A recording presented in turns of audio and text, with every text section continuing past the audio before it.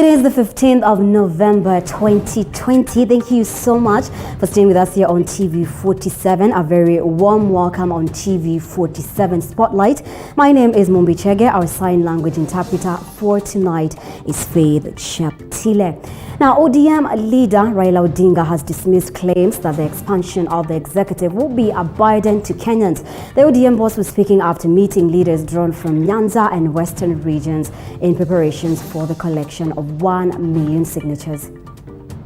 ODM leader Raila Odinga has dismissed allegations that an expanded executive will bloat the country's wage bill. The former Prime Minister told of critiques of the Building Bridges Initiative report, accusing them of spreading propaganda to mislead the public. No one is bloating the government by introducing the position of the Prime Minister and two deputies. Some of you were around when we had the Grand Coalition government, where there was a Prime Minister and two deputies. Both the Prime Minister and his deputies were members of Parliament. Odinga was speaking after meeting leaders from Nyanza and Western regions, who included governors and other regional leaders drawn from the regions ahead of the collection of 1 million signatures, scheduled to kick off on Thursday. Raila further defended the creation of the Office of the Judiciary Ombudsman. He says that the introduction of the Judiciary Ombudsman is for the benefit of the members of the public, more so those who would like to raise complaints about the judiciary. The introduction of Office of Ombudsman is basically for the benefit of wananchi, those who want to complain against the judiciary. The judiciary is supposed to dispense justice. The region leaders, led by the chair of Council of Governors Wycliffe Oparanya and Trans Nzoia Governor Patrick Haemba, vowed to support the document. As Council of Governors, we met in Naivasha 2 days ago, and we looked at the document in detail. And I can assure you and assure Kenyans that Kenyans have more to benefit. We support it without reservation at this stage. We urge our people to come out and support it. We urge our people to ignore those who refuse to participate in the formulation of the BBI document, only to show up now to critique and dismiss what others said. Interior Cabinet Secretary Dr. Fred Matiang'i and his devolution counterpart Eugene Wamalwa were also present at the meeting. Meanwhile, a section of Deputy President William Ruto's allies want the BBI debate postponed, citing it's not a matter of urgency. According to the leaders, funds set aside for the proposed referendum should be channeled towards fighting the coronavirus. The BBI debate has continued to elicit mixed reactions from DP William Ruto's allies, with some advocating for amendments to the document before subjecting it to a referendum. According to the leaders, the debate should be postponed until the COVID-19 pandemic subsides. Mukatuuliza maswali ambayo ni mangumu. Mukatuuliza kama huu ndio wakati wa kufanya referendum, wakati mamilioni ya watu wamepoteza kazi sababu ya corona. Wakati mamilioni ya watoto wetu hawako shuleni. Wakati mamilioni ya Wakenya hawana hata chakula manyumbani. Na sisi tunataka kuelekeza kwa siasa za migawanyiko ya referendum. No vacuum. Their relationship are like conjoined twins. Their relationship is symbiotic until 2022. Another thing, there's no vacuum. Leaders have clashed on whether the document should be amended or not. ODM boss Raila Odinga maintaining that there will be no amendments to the report, those in DP Ruto's camp advocating for inclusivity for all before a referendum. Hakuna mtu akona haja ya kupinga hii katiba. Lakini one man called Raila Odinga is so desperate for us versus them for a contested referendum because he won't use state resources. Anataka Uhuru amfungulie Central Bank, atoe pesa, azunguke Kenya, afanye rehearsal ya 2022. Sisi ile contest tunajua mashindano ni 2022. Mpaka Wakenya wahusishwe katika kuiweka BBI laini ili tusikuja kuangamiza zile gains ambazo tumepata kupitia katiba ya 2010. Muone iko nini ndani yake, kwa sababu wazungu husema the devil is. Mkielewa sawa sawa, tutaenda mbele na nchi yetu. Hakuna haja ya mivurutano na hakuna haja mtu yeyote kusema mpende msipende. However, some leaders have continued to drum up support for the document, applauding the proposal to increase counties' allocation revenue from 15% to 35%. Yani hakuna additional cost kwa haya marekebisho ya sheria in terms of structures of governance ile ambayo itakuwako. Kwa hivyo watu waache kufanya propaganda. Kama iko serikali inaundwa, jamii yetu iko kwa meza. Jamii ya watu wengine iko kwa meza. Nandi leaders have castigated President Kenyatta and ODM leader Raila Odinga for pressurizing leaders in supporting the BBI report. We should not be intimidated or blackmailed. I'm aware governors from Western Kenya and Luo Nyanza have been intimidated with blackmail of being taken to court or being given vindictive justice simply to support the BBI process. BBI inatuambia watatuongezea iende 35. Tunawauliza hata hiyo 35 sasa 15 amujafikisha hapa nyumbani.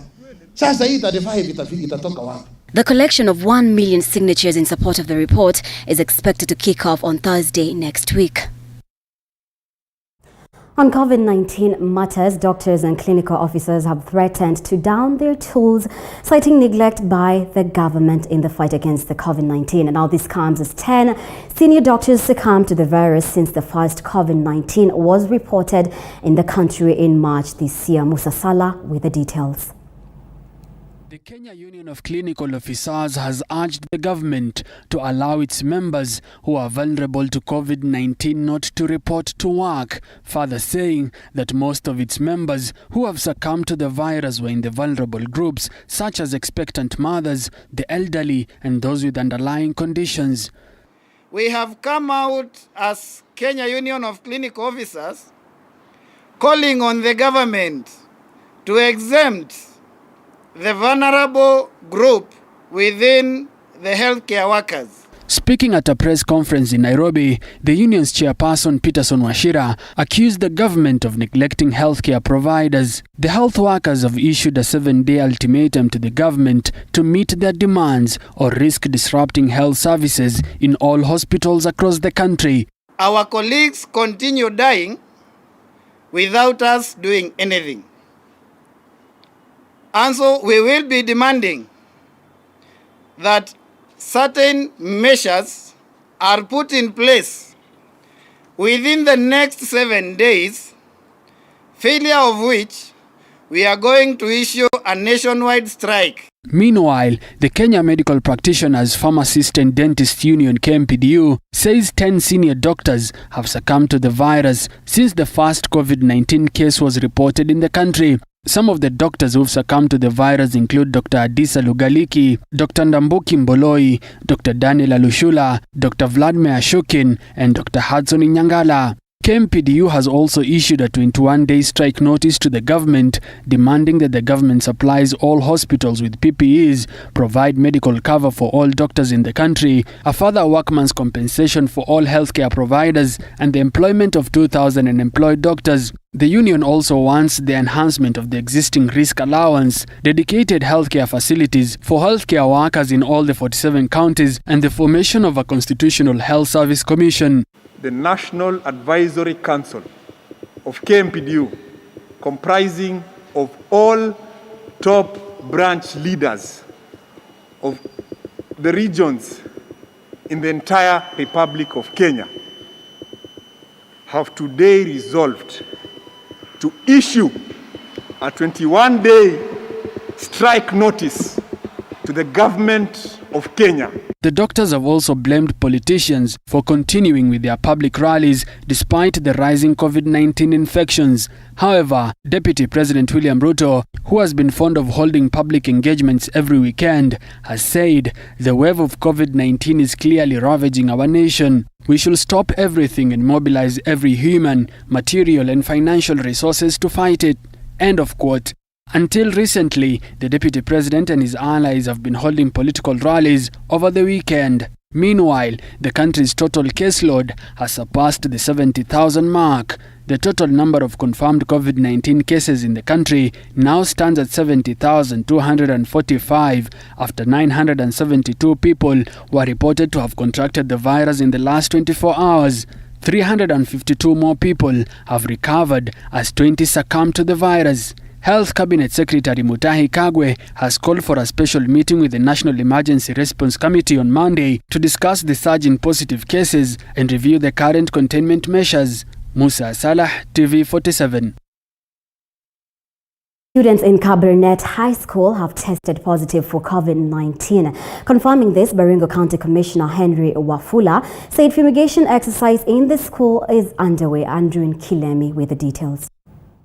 COVID-19 has continued to hit the education sector, with Cabernet High School now joining the list of schools that have so far reported COVID-19 infections.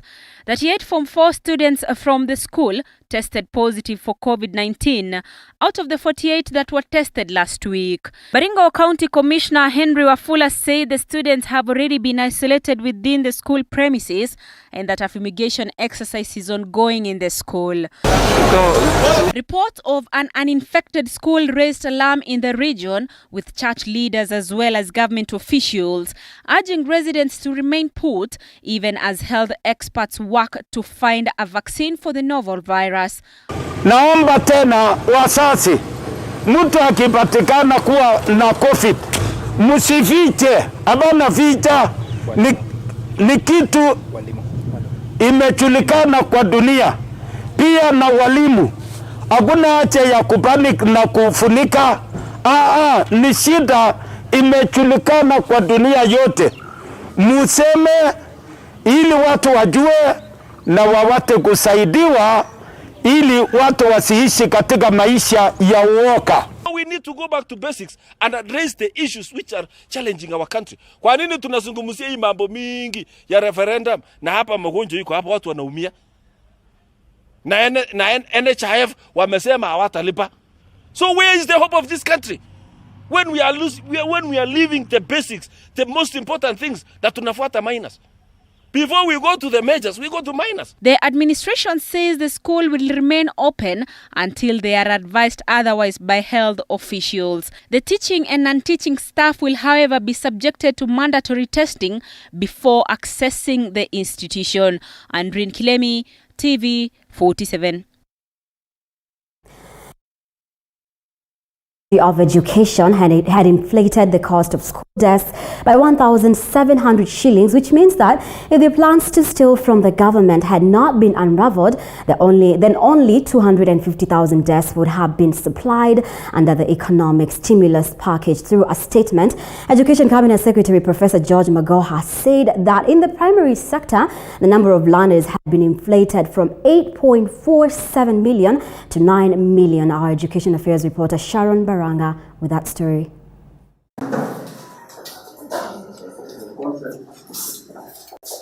The COVID-19 pandemic has hit hard in almost all sectors in the country. And in a plan to try inject some life in a struggling economy, the government allocated 1.9 billion shillings under the economic stimulus program for the supply of desks to schools in order to enhance social distancing as a strategy of reducing the spread of COVID-19 infection. Through a statement, Education Cabinet Secretary George Magoha says he tasked one of the units in the ministry to develop and cost a prototype. Since some of us are inherently corrupt, hata pesa ya mtoto wanataka kuiba, tutafanya nini? But after establishing the market prices of the desks, he realized that the unit at the ministry had inflated the cost by 1,700 shillings, meaning only 250,000 desks would have been supplied.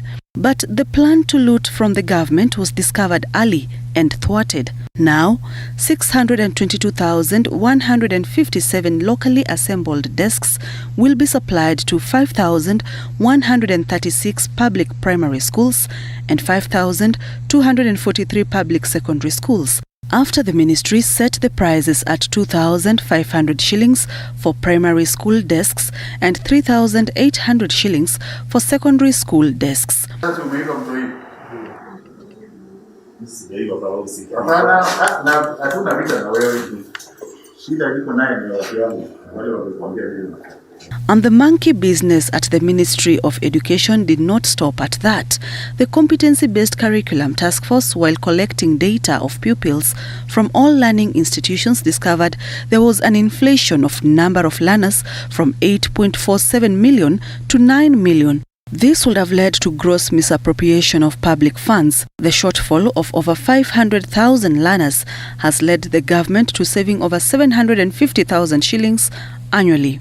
The economic stimulus program seeks to ensure that Juakali artisans and workshops at the sub-county level are supported to uplift thousands of livelihoods and at the same time support learners with desks that will help in achieving social distancing, therefore preventing the spread of COVID-19. Sharon Baranga, TV47.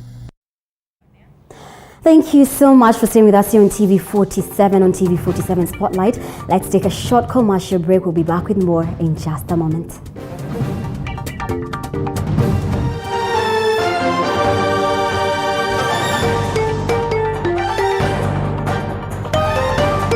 Life is a journey, and we all have ups and downs, highs and lows, and celebrities are no exception.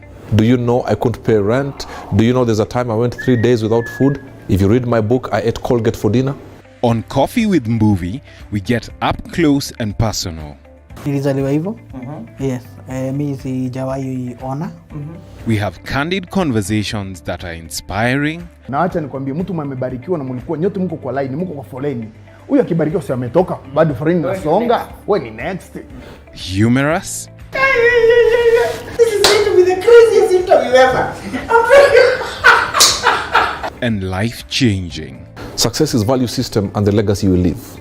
Coffee with Movie, every Sunday at 8 p.m. only on TV47. Every muscle, every bone is our concern. A lot of pressure with both your hands, you're going to collapse the infant's chest. Any pain. There you go. You can calm down, calm down, calm down. Any discomfort. We have just the right doctor. I'm a consultant breast surgeon. I'm an emergency care specialist. I'm a chiropractor. With just the right remedy. Majority of patients will actually just require supportive treatment. Join us on board every Wednesday at 8:30 p.m. because we care.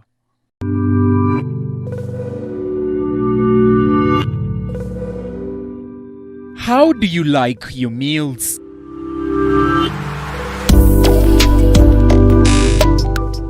Sweet and tasty or spicy and savory?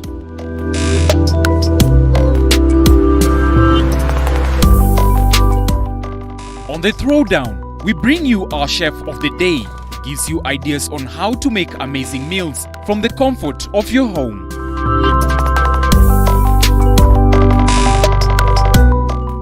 Every Sunday from 6:30 p.m.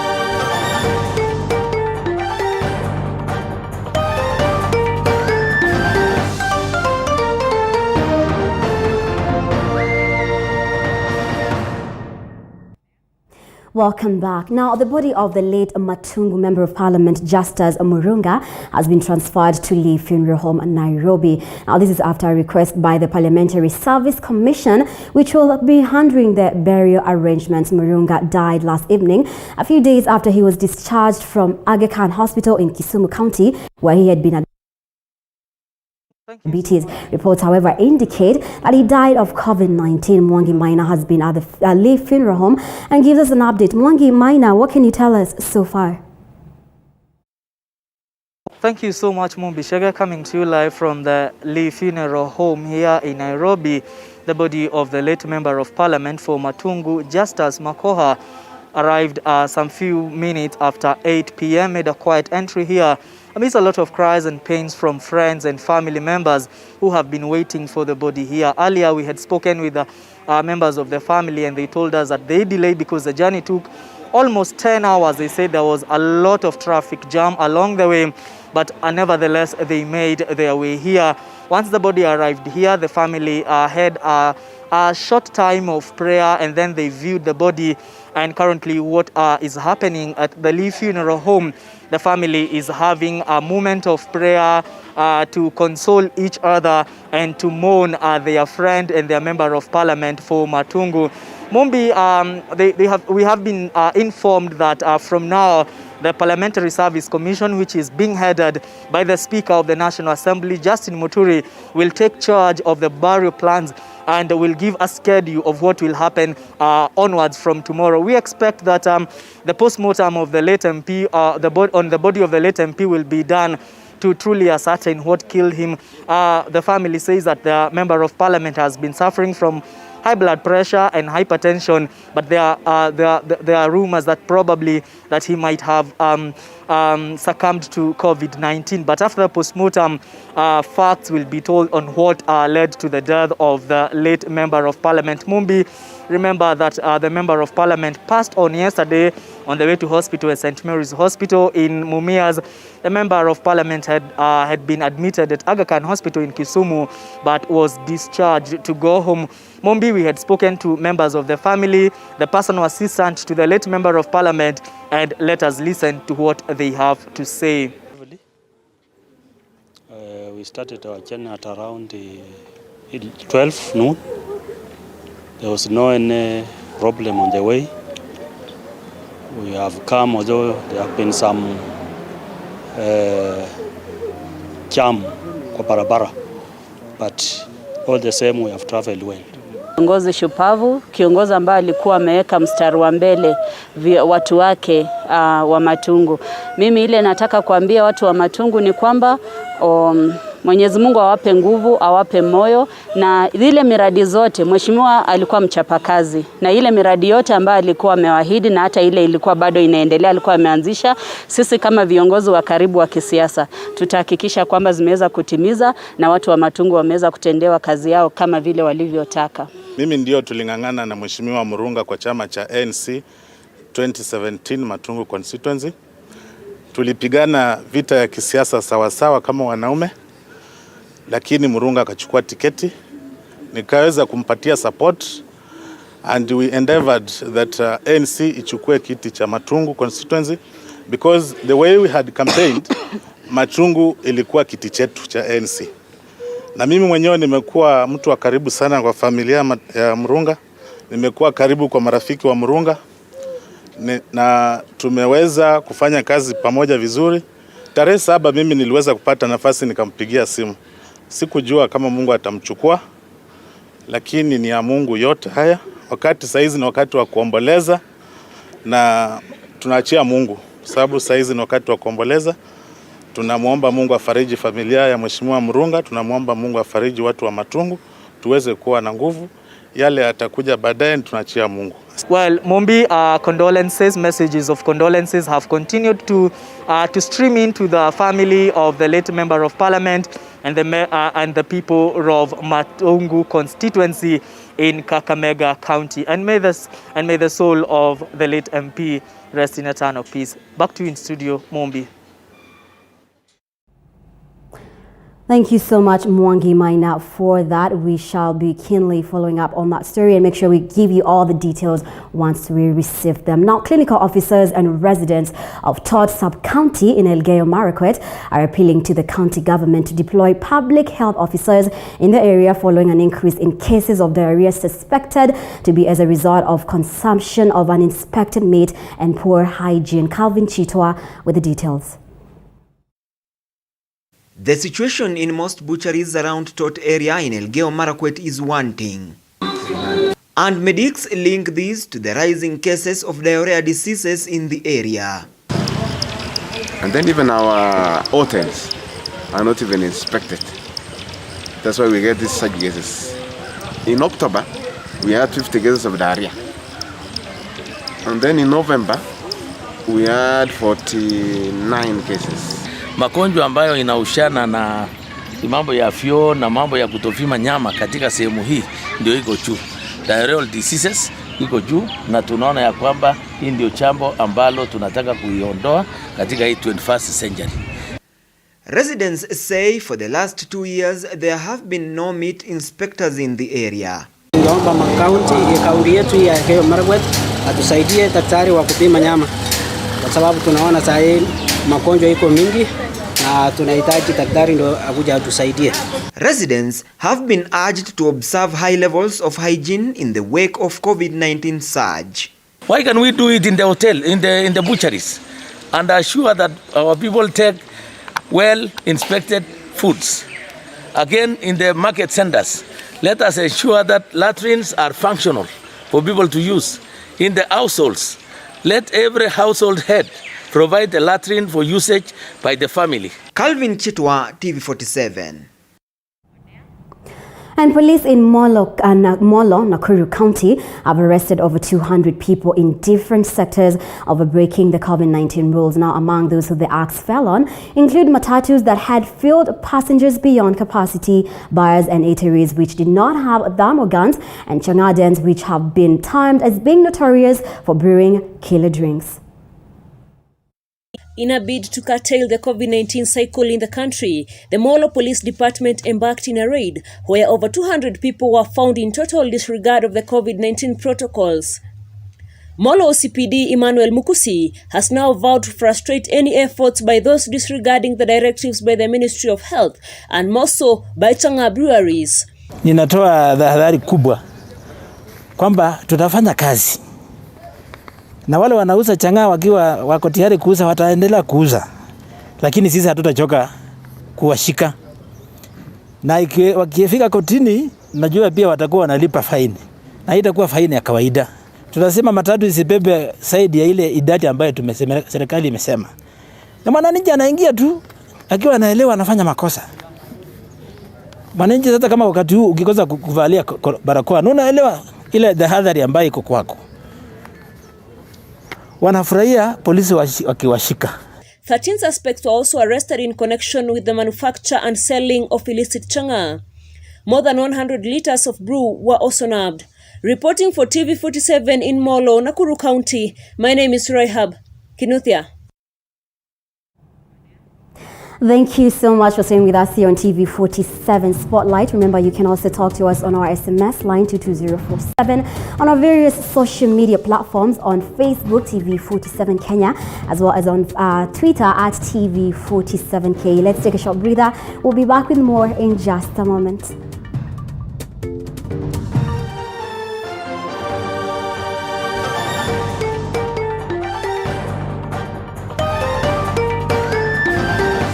Life is a journey, and we all have ups and downs, highs and lows, and celebrities are no exception. Do you know I couldn't pay rent? Do you know there's a time I went 3 days without food? If you read my book, I ate Colgate for dinner. On Coffee with Movie, we get up close and personal. Nilizaliwa hivyo. Yes, mimi sijawahi ona. We have candid conversations that are inspiring. Na acha nikwambie, mtu mmebarikiwa na mlikuwa nyote mko kwa line, mko kwa foleni. Huyu akibarikiwa sio ametoka, bado foleni inasonga. Wewe ni next. Humorous. This is going to be the craziest interview ever.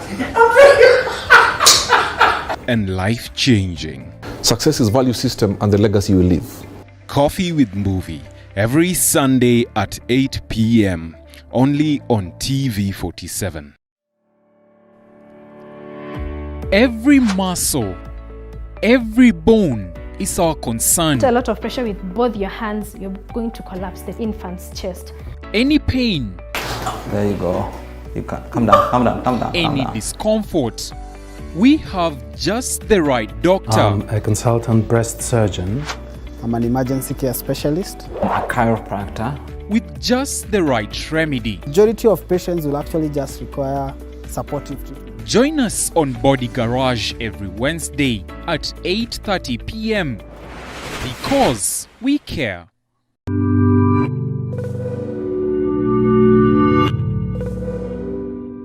How do you like your meals?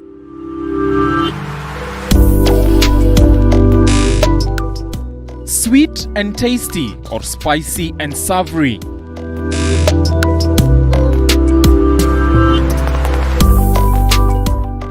On the Throwdown, we bring you our chef of the day. He gives you ideas on how to make amazing meals from the comfort of your home.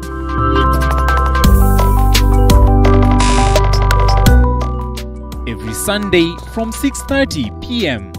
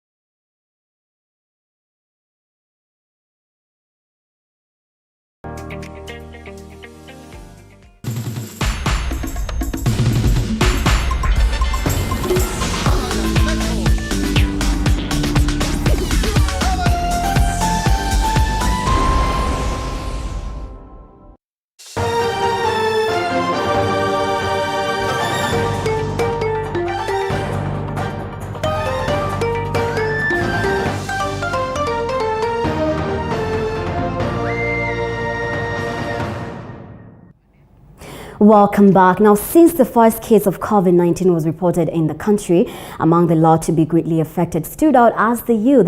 Now, this leading to a surge in drug and substance abuse and even teenage pregnancies. One organization dubbed Push Initiative set out to Murang'a County, offering mentorship program in the local primary school. Lynette Gidua reports. We made a choice, and when you make that choice, it will make you to be who you want. With the inception of COVID-19 into the country early this year, many faced its harsh effects. The youth were not left out. Many plunged themselves into a sea of substance and drug abuse. Young girls left impregnated. The Push Initiative, a non-governmental organization, took to Murang'a County today on a mission to offer a mentorship program that will give the young souls hope for a better tomorrow. The organization donated sanitary towels to the students. We have seen very many young girls getting teenage pregnancies, and most of them might not be able to come back to school in January. We also have seen very many young boys get drowned in drug and substance abuse, and that is why we thought it wise to come and do mentorship. So we came here, one, to do mentorship, and two, to also donate sanitary towels. Elsewhere, in Embu County, a free medical camp was organized by Embu Women Representative Jane Wanjuki. The medical camp, which catered to individuals with physical disabilities, saw a 50% turn-up, many who were victims of border accidents. Nilikunja nikagongwa na nikafunjika mguu, nikaumia kwa mguu. Na kama ingekuwa niyo familia yangu ingekuwa na shida, ingekuwa na taabu yote, ingekuwa tu ikiendelea kama ilivyokuwa kawaida hapo awali. Even as the disability prevalence has dropped from 4.6% to 2.2% from the year 2018 and 2019, many cases of disabilities have sprouted from border accidents. The border has caused a lot of physical disabilities, yes. Because there are several people in the hospitals who have got fractures and injuries and what have you that is causing physical disabilities. The number is big. So as a ministry, we are trying to work with the Ministry of Transport so that this can also be curbed. However, the challenge that stands is the exorbitant price of equipment, such as the wheelchairs, a need nonetheless. Disabilities, I'm aware that the devices are quite expensive in this country. A wheelchair cost of almost around over 20,000, which is not actually possible for people with disabilities, majorly disability caused with poverty. And you realize actually that even persons with disabilities affording the devices is quite a bit of a challenge. And we are working very closely with National Council for Persons with Disabilities.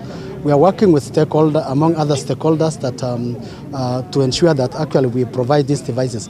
Lynette Gidua, TV47.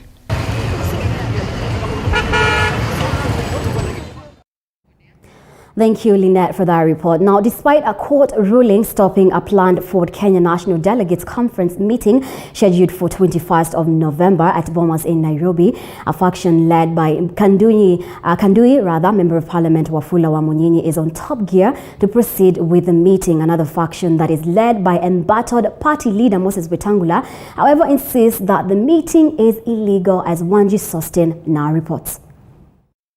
Speaking in Bungoma County in separate occasions, the duo sentiment sent a clear indication on what may erupt on 21st of November over the National Delegates Conference meeting. Kandui Member of Parliament Wafula Wamunyinyi, who was the front line of the Bocht Party school, said there is nothing stopping them from having NDC on 21st November at Bomas in Nairobi. Tunataka wenye chama delegates kutoka Kenya mzima wakutane tarehe 21, wachague viongozi wanaowataka kuongoza chama cha Ford Kenya. Na hivyo tutakuwa Bomas tarehe 21. Hata iwe nini, lazima elections itafanyika. However, speaking in Mbakalo Ward Tongareni constituents, Bungoma Senator Moses Wetangula said that Wamunyinyi's faction has been crisscrossing the country meeting party delegates, courting them to attend the unlawful meeting. Ford Kenya ni chama cha kitaifa. Tuko na kaunti 47. Kaunti 42 machameni wote wako nyuma yangu. wanasema hakuna shida. Iko shida tu hapa Bungoma. Hakuna kitu kama hiyo. Hakuna kitu kama hiyo, na wale mutakuja na mutaona ile itakuweko.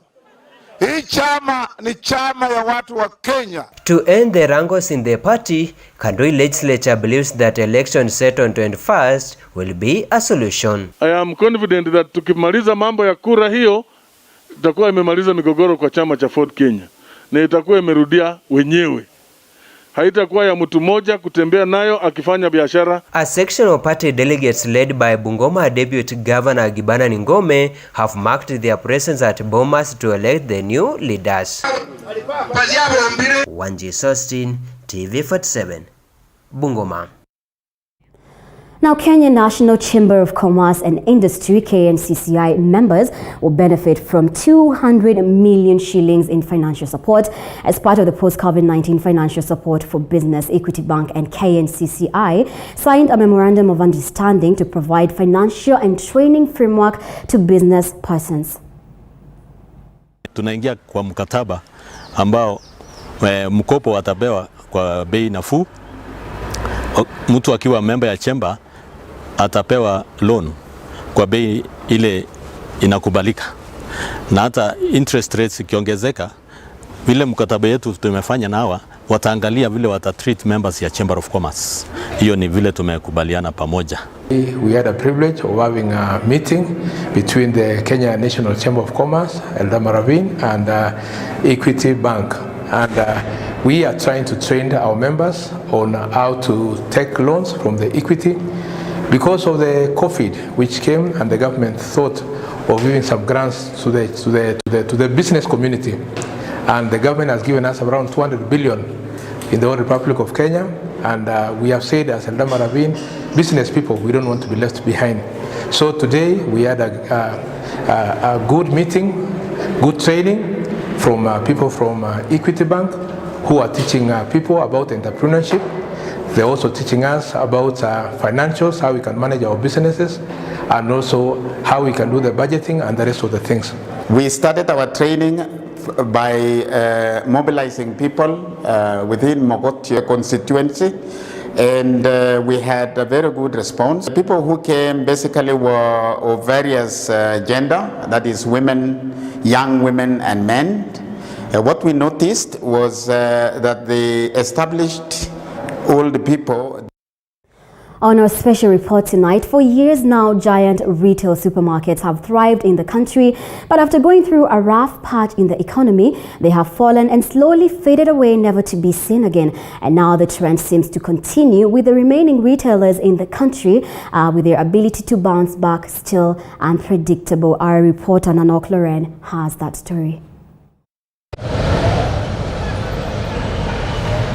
Once upon a time, there were giants in Kenya's retail sector. The likes of Nakumatt, Jack and Jill, and Uchumi, name it, defined what Kenya meant in terms of retail business. Slowly, they began melting away, and now they are dead, buried, and some forgotten.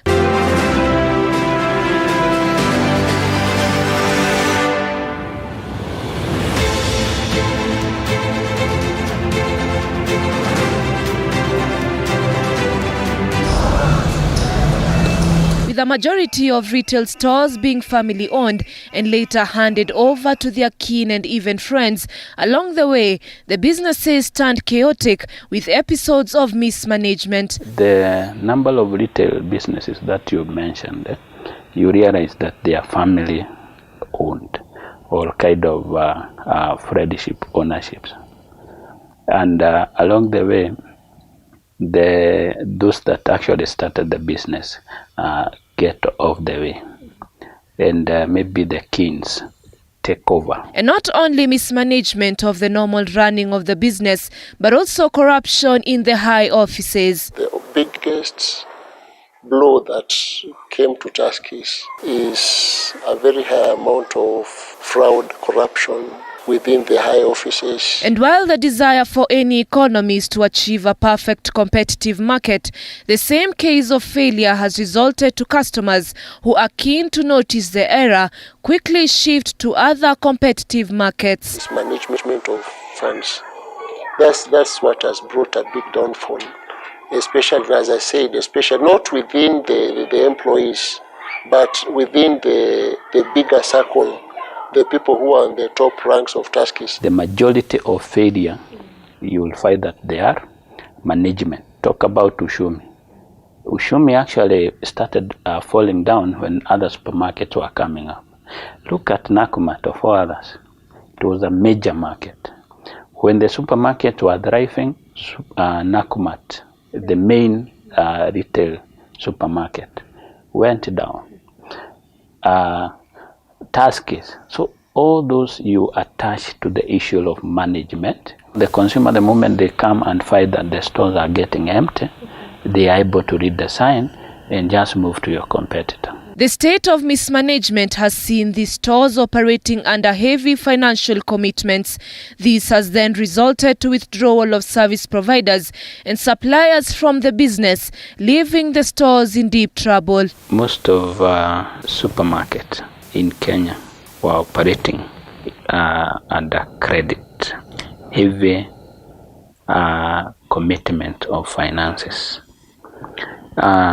This is in terms of either commercial loan or supply through credit. The supplier are stopping or they are withdrawing their supply to this supermarket, and by so doing, they are unable to survive. Though expanding to more supermarket branches is not a bad idea after all, blind expansion without a strategy while acquiring credits and commercial loans has seen these stores go through a rough patch. If they use the same model, that is, acquire more credit to expand, on top of it, get their supply through credit.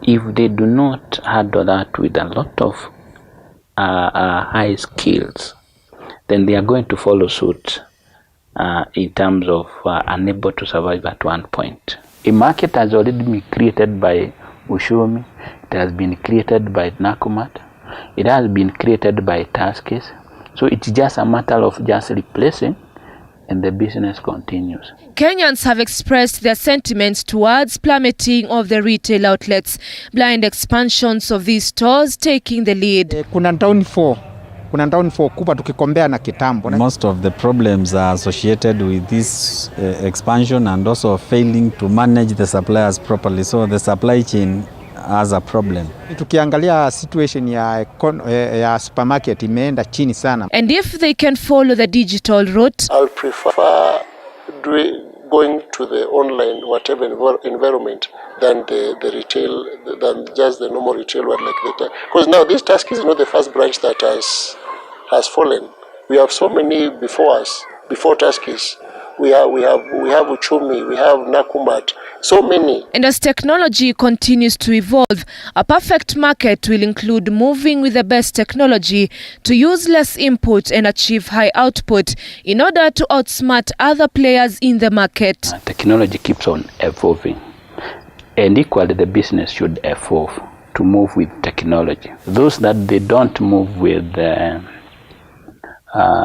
technology, you find that they are wiped up. Now, as the days pass by, the future of these chain stores is still blurred as they struggle to stand on their feet, and having failed to stabilize their operations, their ability to bounce back is unpredictable. Even if Taskis is to come back to normal, I believe it will take a lot of time. The fate is very thin. Kuna quick mart, hatujui kesho itakuwa namna gani, lakini tuko na hope. With the time economic improve, hiyo supermarket itakuwa pia, supermarkets zitaenda juu. The surviving stores now seem to have one last task: to make an effort and stay afloat and maintain a perfect competitive market. But the question is, what does the future hold for the chain stores? Nanok Lauren, TV47, Nairobi.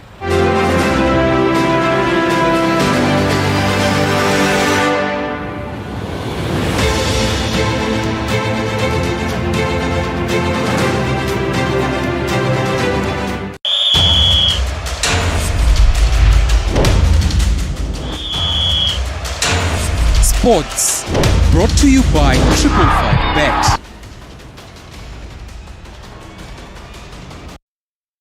Let's now take a look at the sports news. The national men's soccer team Harambee Stars